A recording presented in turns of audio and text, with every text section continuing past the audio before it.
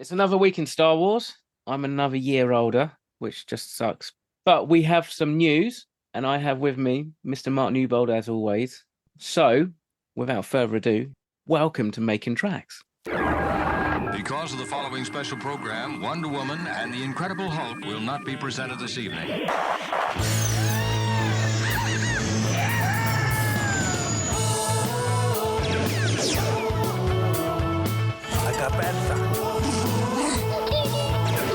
It's time to get all your Star Wars news in a single file.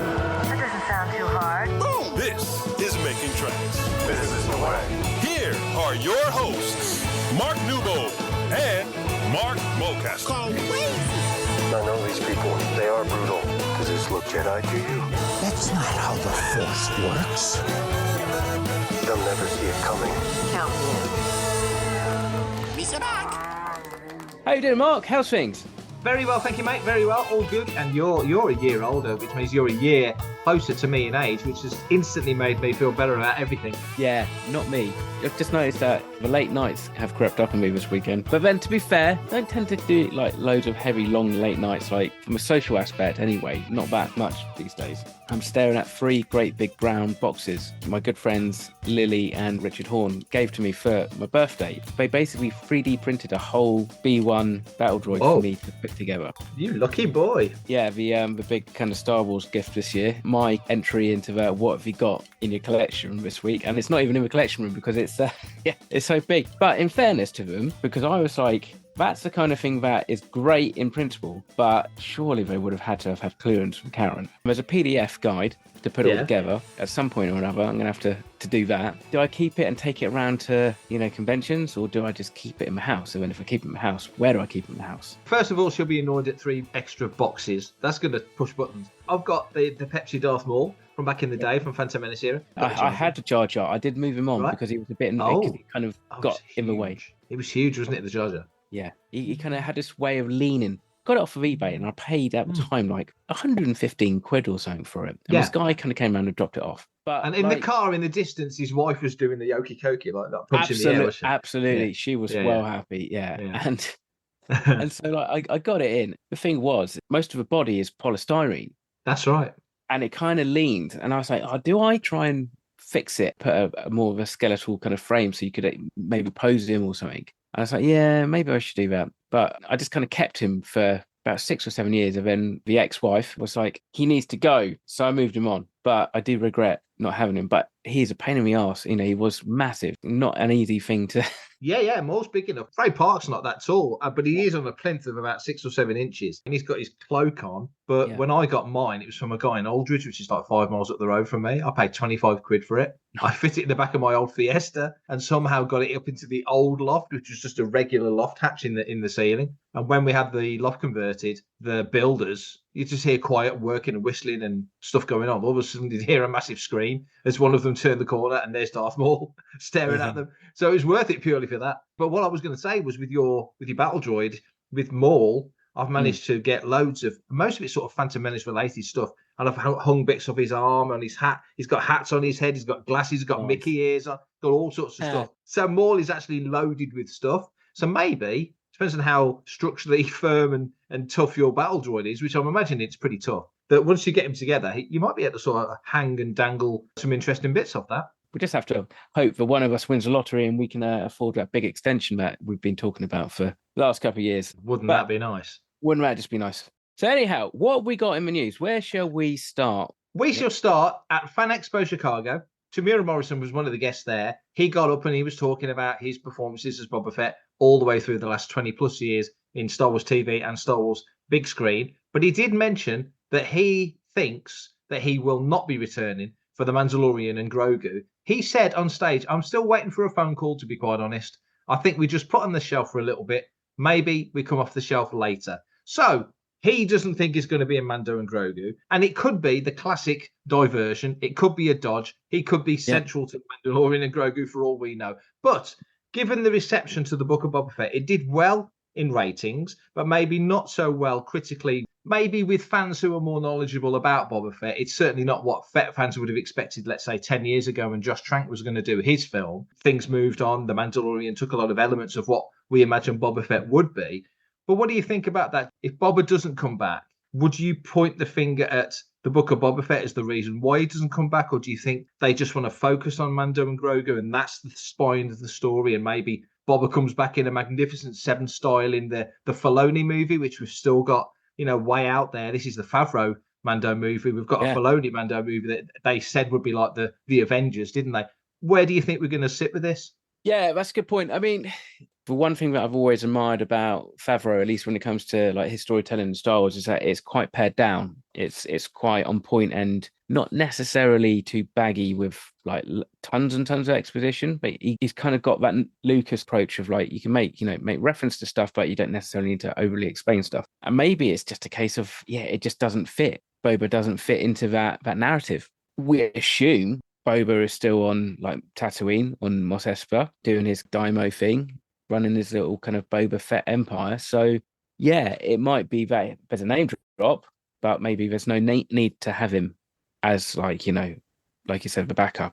Yeah, I just wonder whether, when you look back at Book of Boba Fett, and there's lots of scuttlebutt and rumours and talk out there of what happened at the end of season 2 in relation to Pedro Pascal. We know he wasn't on set an awful lot for season 3, but he's a very, very busy chap, and the voice is very, very central to the Mando character. And we know that there's Lateef Crowther and there's Brendan Wayne and there's other performers who do a lot of the physicality. So as a unit, it works. Multiple people have been Fett, multiple people have been Vader. So it's not unique that you've got multiple performers being Mando.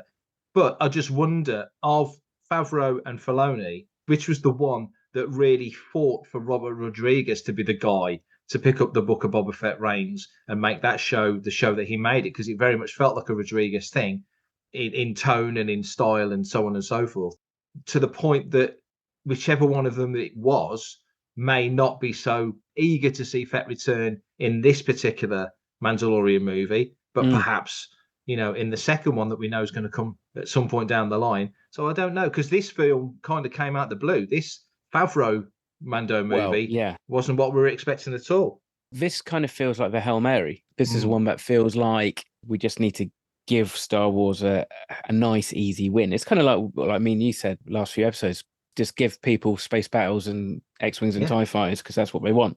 It's an easy subject matter, to be blunt about it. And maybe that's kind of a brief. I mean, that's the thing, just hypothesizing, I would think, and I could be completely wrong, that maybe it was more Favreau who might have a relationship with Robert Rodriguez, because I would imagine they kind of moved in more similar kind of Hollywood circles as opposed to maybe to Dave. At the same time, that was the thing, they maybe went, well, we're going to go with this particular tone for this series, and we're going to see how it resonates. And if it's a fairly closed storyline, like it pretty much was, then there's no harm, no foul. It's not really had like a dramatically impactful ripples onto the rest of the galaxy, has it? Really, at this point. No. But then it's this weird kind of time, isn't it, with like the Mandalorian and the Mandoverse? Because, like you said, we've talked about in countless episodes, they keep such a tight rein over the material that comes out. You kind of go, this is cool because they've clearly got a rough idea what they want to do, and they don't really want anybody else to muck things up, like an expanded universe book or even like additional comics and stuff. Yeah, they seem to be, I guess, like keeping the powder dry a little bit.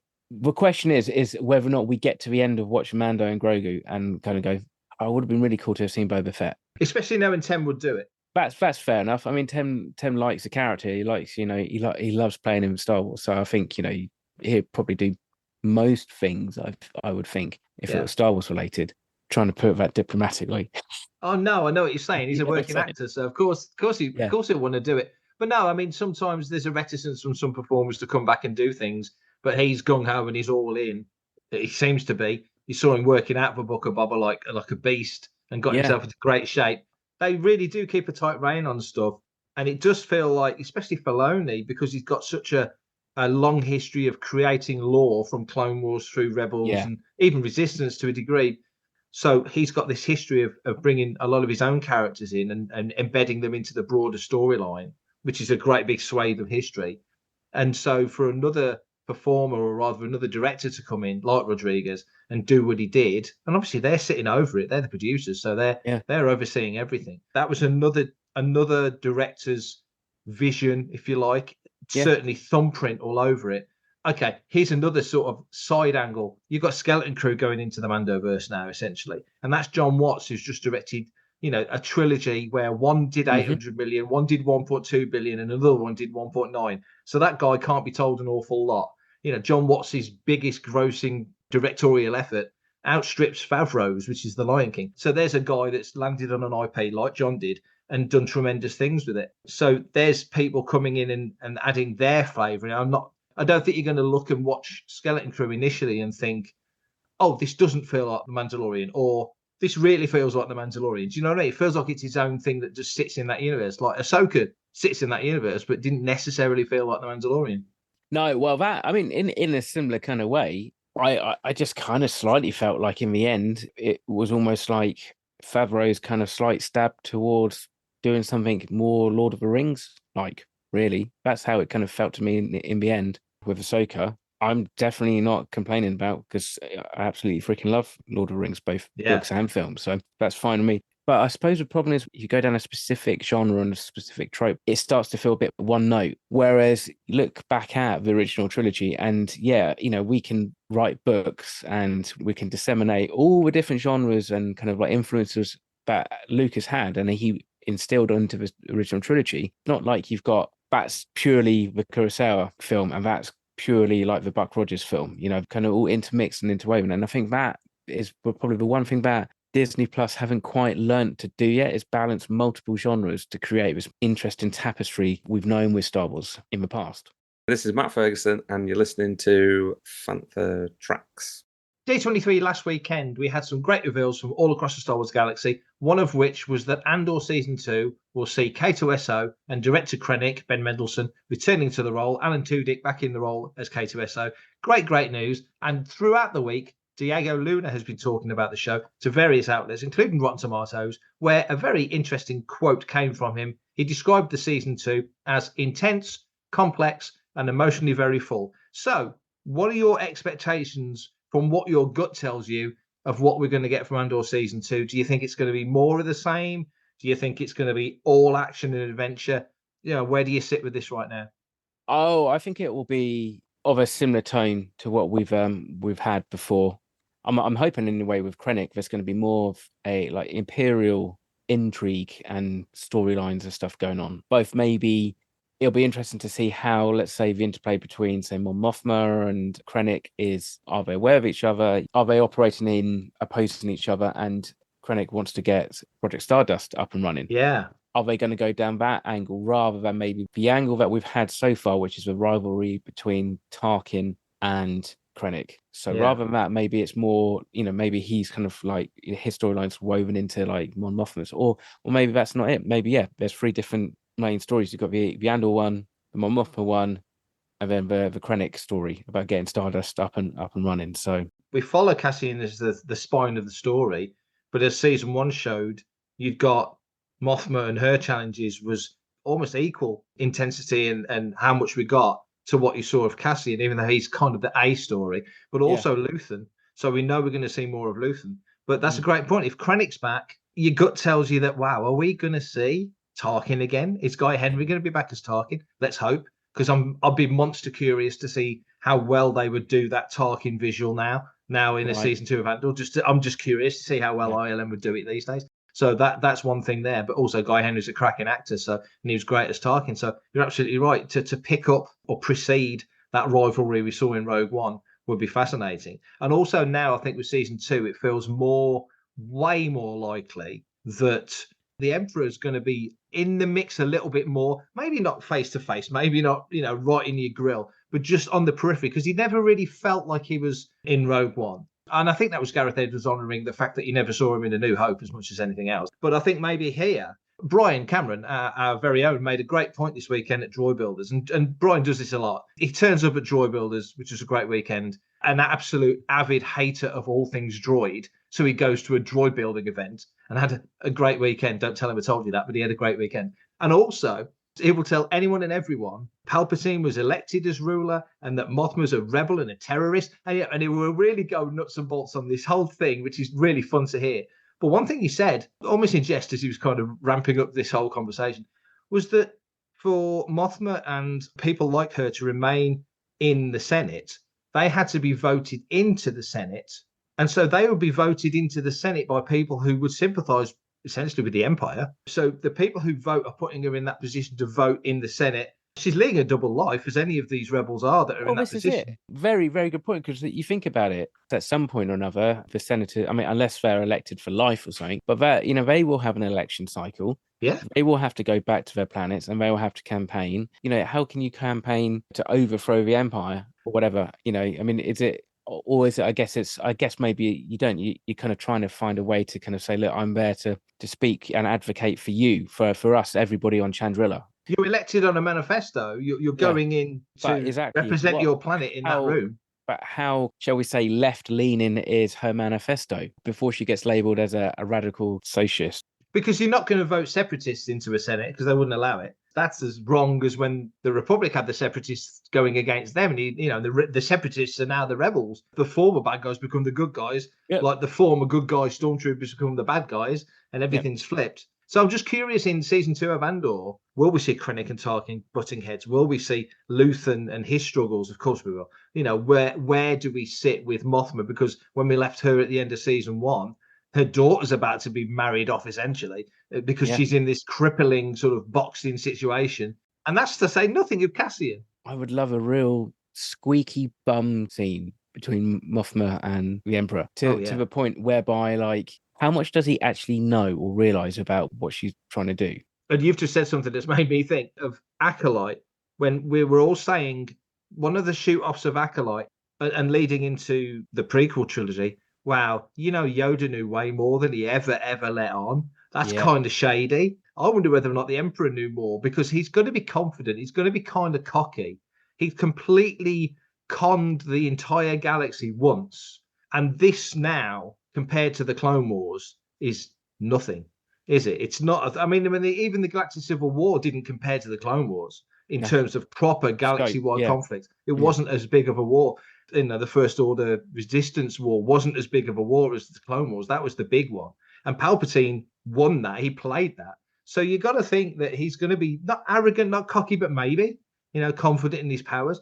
Maybe he had her figured all along. Maybe he had Bail Organa figured all along. He knows Bail's chilling at home in the palace. Let's blow up Alderaan. Forget Dantooine. We think Tarkin's making the decision. Exactly. How much agency does Tarkin have? I mean, there's possibly a certain level of hubris with, I think, the Emperor. But the longer he's in power, the more he feels like he's probably untouchable. But at the same time, you kind of think he's like, well, look, I know where these bad apples are, and if they make a play, we know where they are, and it'll be easier to pick them off. It's much better to face the enemy that you know than the one that you don't know. So, it's keep your friends close and your enemies closer, isn't it? Absolutely, mate.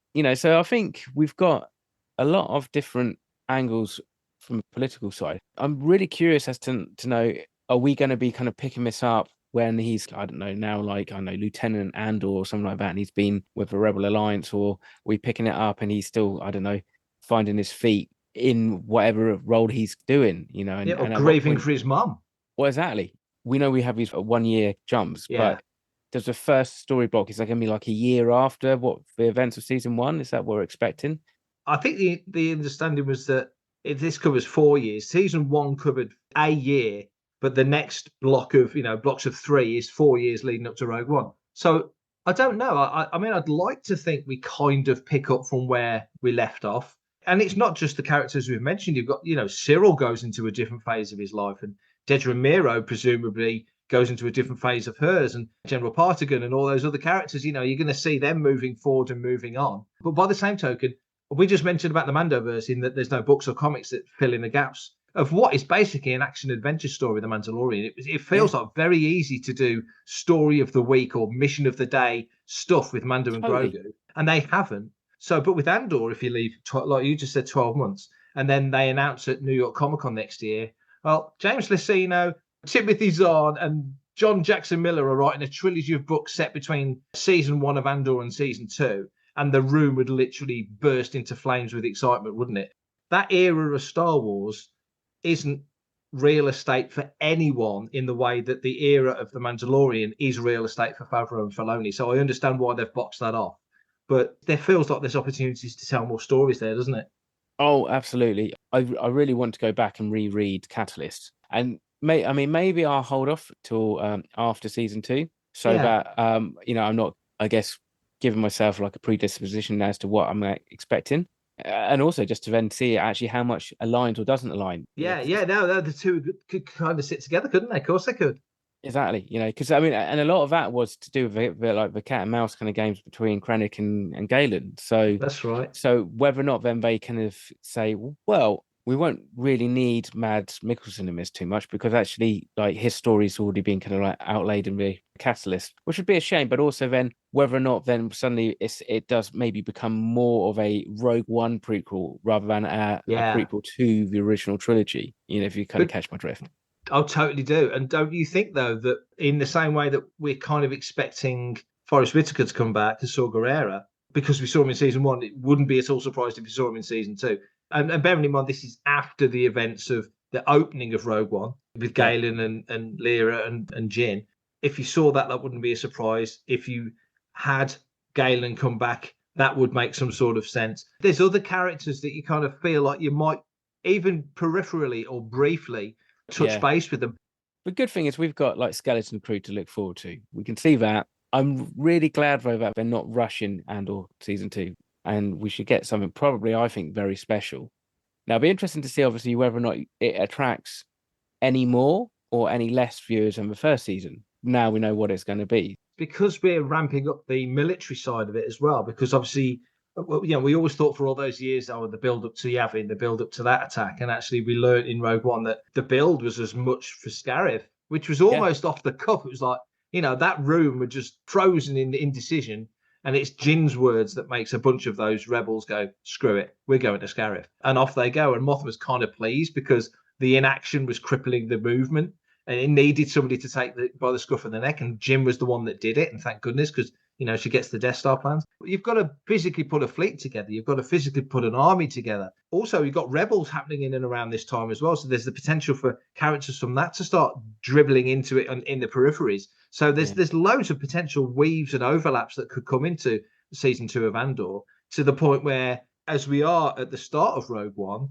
we're not months and months away from the Scarif action. We're days and weeks, maybe, not even that, away from Scarif. So every constituent part is ready to go. And they're saying it's the first major victory. It's in the scroll of A New Hope. Major victory. Not first victory, their first major victory. There's other stuff happening. So we could be seeing a lot of other smaller things happening. Not to that size or scale or degree, but there's other stuff that the rebels are doing. So it's going to be fascinating to see how that builds. So I thought, to your point about more viewers coming in, I think if they're smart, they put a trailer together that's got anything like the excitement that Battle of Scarif, just the look of it, anything like that in a sizzle reel for season 2 that they put out, people are going to just be like, I ain't missing that. For everything in one location, daily news, reviews, interviews, podcasts, video, and social media feeds, bookmark FanthaTracks.com for Star Wars news 24/7, 365.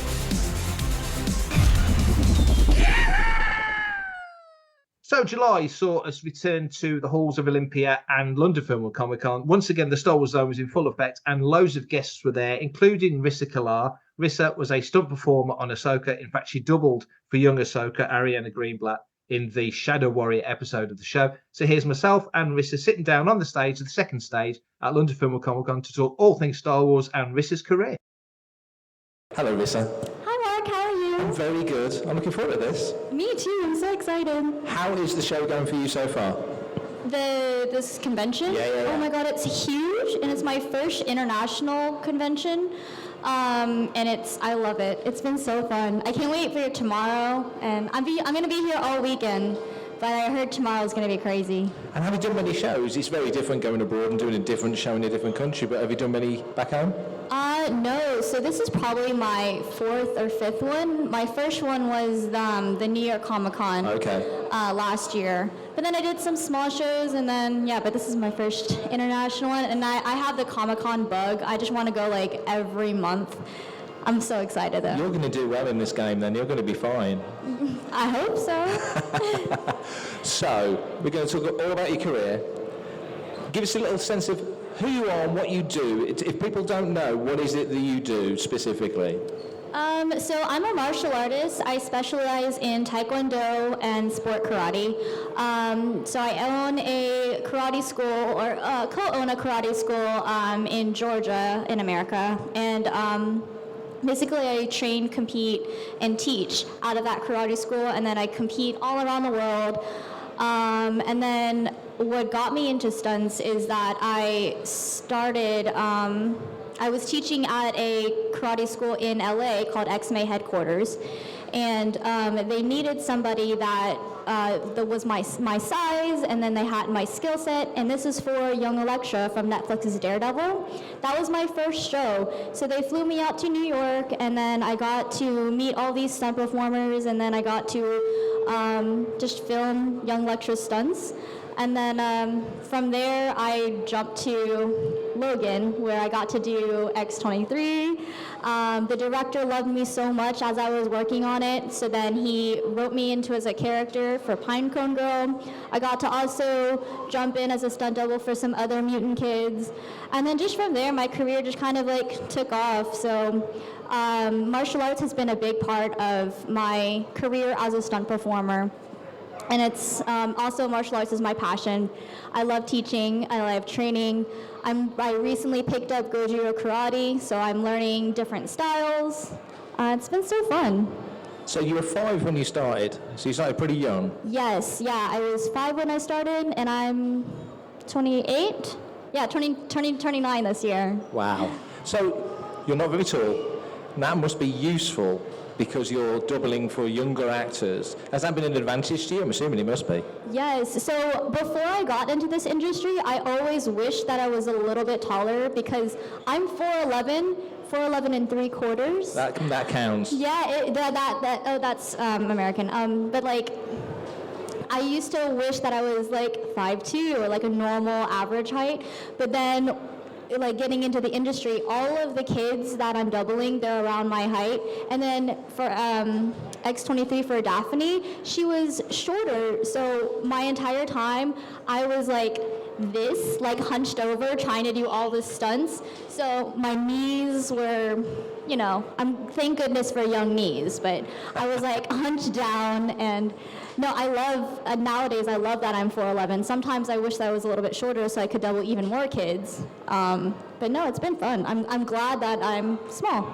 It's interesting, I think, that stunts, I still understand the movement for having an Oscar for stunt performers, because you're not just doing the physical stunt stuff. You've literally just explained how you were getting into the character of X-23, you're getting the hunch and all of that movement. So you're literally performing, you're not just doing stunts. I hope I'm not selling what you do short, but you're doing the character as much as you're doing the stunts, aren't you? Yeah, so sometimes especially when you're creating a character like that, you want to be able to work with the actor or the actress to see what they want as to portray their character, but then on the action side, you want to make sure that the action portrays not only what the character embodies, but also what the director, the stunt coordinator, everything wants. So we like to say that there's like two parts of the character. There's like this acting, speaking part, and then what we call stackting, which is stunt acting. So you kind of have to act out what that character is. Like for X-23, you have to get really feral and like deep down and quick and agile. For young Ahsoka, she's quirky, but she's also, can I say bad words? A badass, sorry. She's a very cool character, but also fun. So yeah, you have to kind of get into the character, and then you can't just be like, this is a punch. No, because the character might do, instead of a punch, it's gonna be a slash. Or instead of, with me being a martial artist, I'm used to very traditional sword cuts, but then the stunt coordinator, and then for young Ahsoka, she needed to be a little bit faster. She needed to, I can't like let that sword touch me because it'll burn. So you just kind of have to get into the character too.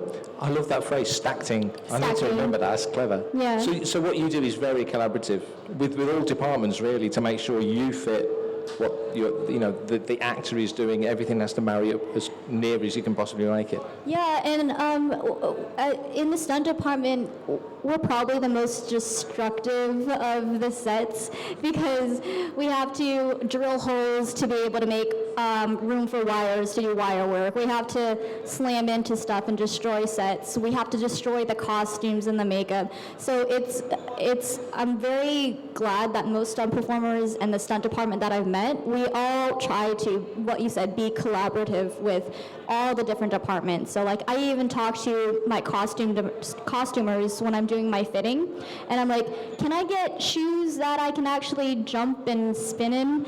And I've heard that some stunt performers, they, if their character has like heels, they ask for like flats so that they can do stunts. So yeah, it's good that we're all collaborative. It takes a village to make a beautiful movie. So that's a good way of putting it. That's a really good way of putting it. You've doubled for Ariana Greenblatt in Ahsoka. How did the process work? How did you come to that role? I mean, obviously you're on the right people's radar from the work you've done before, but how did that all come to be? So this is actually my second time doubling Ariana. I doubled her in a small Netflix show called 65. But the way that I got this one, I was actually at a martial arts tournament, and in between my divisions, I got a call from she's like an icon for me, Natalie Padilla. She's a beautiful stunt performer. And she was like, hey, are you available to kind of fly out right now so that we can do a director's comparison? I'm like, well, I'm competing, but I can fly out tonight. And like, I flew out after that tonight, and then to LA, and then I did the director's comparison. They loved me. I got to see that it was Ariana, and because we worked together, we instantly meshed. And then I got to see who my stunt coordinator was, and it's Ming Q. Oh my God, she's amazing. She's doubled so many different people. She's kind of like the it girl, or it woman, sorry, for all things stunt performers. And she's also a sport karate legend. So being able to work under her, and just like going from a martial arts tournament and then flying out to do Young Ahsoka, to literally live the Clone Wars, man, that was a dream come true. I don't know. That's probably like, it's a bucket list moment. I don't know if anything can top that, unless, I'm a big Harry Potter fan, unless I can jump on the new Harry Potter series. So whoever's watching, who do I need to talk to? But yeah. That's fantastic. And I should have asked earlier, are you a Star Wars fan? So when Ahsoka comes along, does it mean just that little bit more? So I am a Star Wars fan, probably not as big as like all the people here, but I am a Star Wars fan. I'm a big fan of the prequels. So I actually love Revenge of the Sith and Attack on Clones. I know that people are like, but I love it. Hayden Christensen is awesome. Yeah. And then being able to fight him, that was so cool. Can I say like a little story about that? Of course you can. Okay, so you know that scene, sorry, if you have not seen Ahsoka, spoiler alert. Yeah. Young Ahsoka gets to fight Hayden Christensen, or Anakin Skywalker, but that's when he was like slowly turning into Darth Vader. So there was a scene where he just turns around, or Hayden Christensen just like turns around, and I've never seen him in his makeup or his anything, but he turned around, there was atmosphere smoke, there was the lighting, and then he had the Sith eyes. And then he was like super into that character, and he was like looking at me, live or die. And I'm like, oh my God, I want to live. But he was like into his character, and then when he came at me, Hayden Christensen does not fight soft. He is so powerful, so strong. He was like really trying to kill me. Not really, because he's a nice guy, but like he was like, ah! And I'm like, ah! Yeah, stacking, guys. Stacking. So in that moment, you're more than capable of doing everything that needs to be done, and he's going for it. Is that a thing that as performers you say, you just bring it, Hayden? You know, you want that. I'm assuming you want that. Yeah. And then most actors, especially with me working with male actors and me being a small female, they're trying to be very cautious and considerate and respectful of everything. But sometimes I need to get hit. I actually need to feel the character a little bit. So like when he kicked me, and then it was the world between worlds, and he kicked young Ahsoka, and then it turns into the adult Ahsoka. I had to put a little chest thing on just so that he would make contact, because he was so nice. He was like, just a little meh, and I'm like, come on, Hayden. Oh, and he's so competitive. Okay. The first flashback sequence when we were like running and we were dodging everything, when Ariana did it, they filmed it in a way where they looked like they were together. Yeah. When I jumped in, it was in a different angle, and the director was like, we need young Ahsoka to run faster. So my stunt coordinator was like tail him, make him run.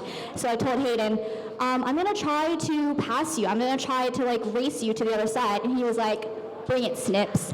And he called me Snips. Can you believe that? Like Clone Wars, he called me Snips, and I was like, all right, Sky Guy, and it was like, ah! It was fun. So I guess I am a little bit of a Star Wars nerd. I love the energy.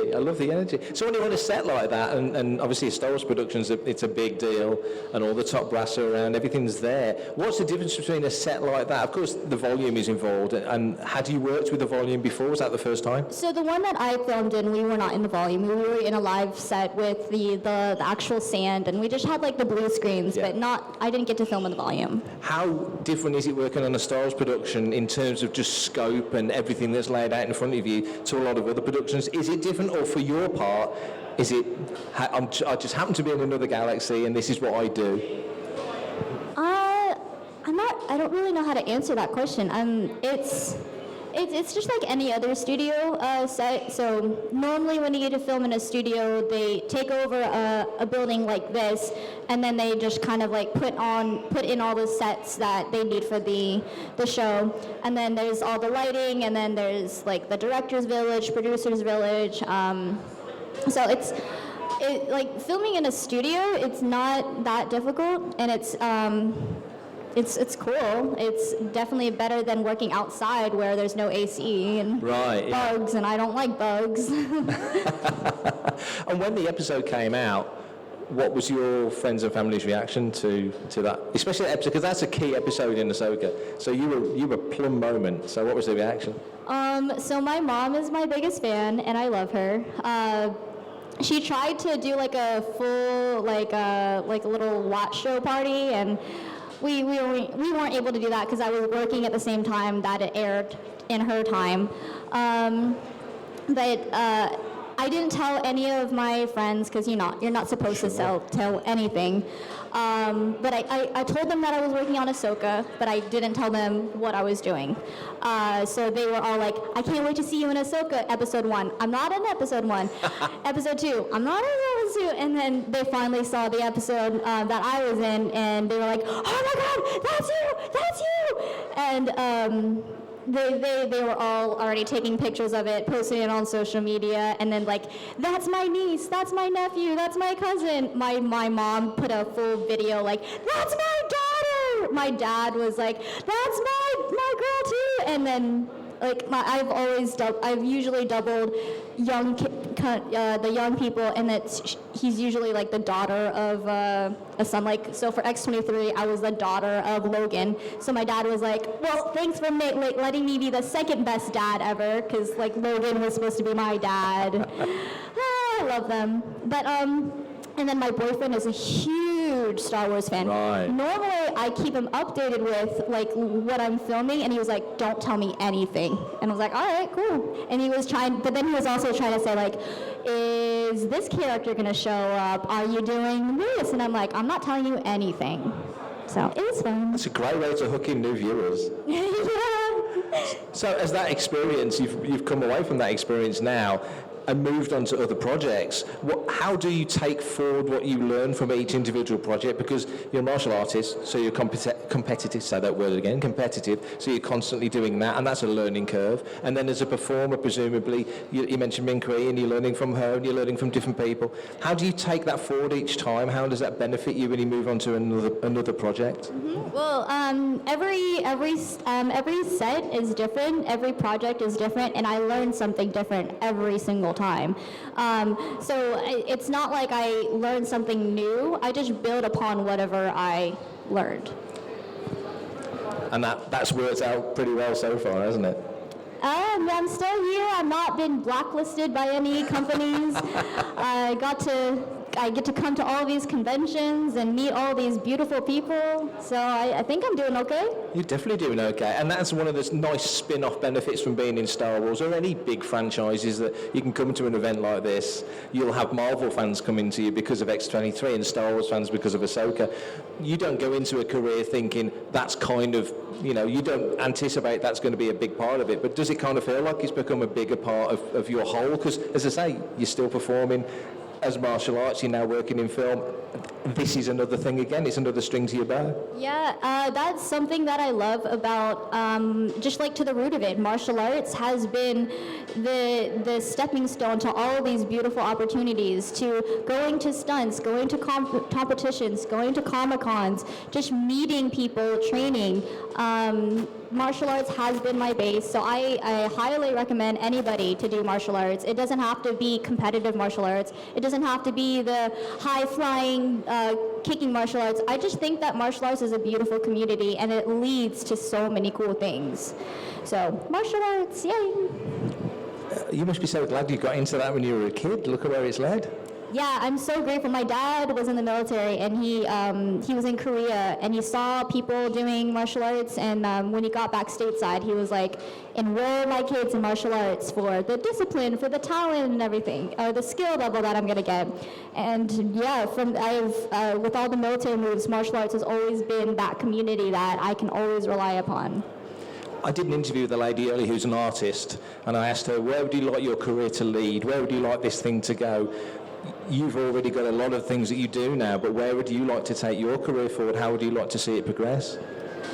Honestly, if I can just change people's lives through martial arts, that's all I want. I just want, if it's martial arts, just like from teaching, if it's by using that martial arts in my stunt world, I'm meeting at a Comic-Con, as long as I change as many people as I can, like if I can just make somebody smile every day, and then with martial arts, that's the dream. There's no hidden agenda. I just want to do martial arts, make people happy, and also be happy myself. So that's a good goal. That's a great goal. I did notice you brought your blades. I did.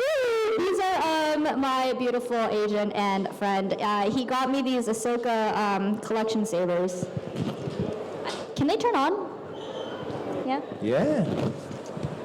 Well, spoiler alert. They're usually blue, and then makes the cool sounds and like all the fun stuff. But yeah, And my face is still on, so that's a bonus. Look at that. sorry, I'm so close to you. Oh, that's fantastic. Anything else you would like to tell us about? You're upstairs for the weekend, of course, signing. Yes, yeah. So if you just want to come and chat with me, you don't have to buy anything, but you can just chat with me. But I'm upstairs with all the other autograph people. Like from right here, I'm literally just right there. So come say hi, and then have a great weekend. I can't wait to meet you all this weekend or at future conventions. How do I say Fantha Tracks? Of course you can. Is it? Am I pronouncing it right? You are. Okay. And then thank you, Fantha Tracks, for hosting me. It's been fun. Yeah. Wonderful. Thanks so much for joining us. Thank you. We'll see you soon. Thank you. Big round of applause for Rissa.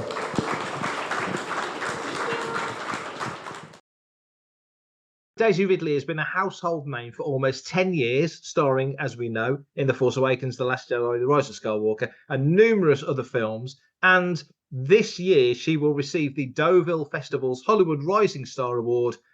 Rising Star Award. How can somebody, I'm veering off the script here, Mark, but how can somebody who's had 3 movies make $1 billion each be awarded the Rising Star Award? It's like giving it to James Earl Jones. I don't get it. How does that work? To be honest, mate, I have no idea. But I did hear a rumour that Daisy Ridley is going to be honoured by the Saturn Awards for a lifetime achievement. It makes about as much sense, doesn't it? It does feel a bit odd because, yeah, I mean, I would think that Daisy Ridley is fairly well known. Established. Definitely established. I don't know, maybe Rising Star Award doesn't mean the same to Muppets Like Me that it does to people in the industry. The Rising Star Award is basically saluting talent and daring. It's not like winning a Grammy for your debut album. And you think about it, Daisy's 32. Where was Harrison Ford when he was 32? How many films had he done? That's a great point. I think from memory, Harrison would have been 32 in 74 when he'd just done The Conversation with Coppola.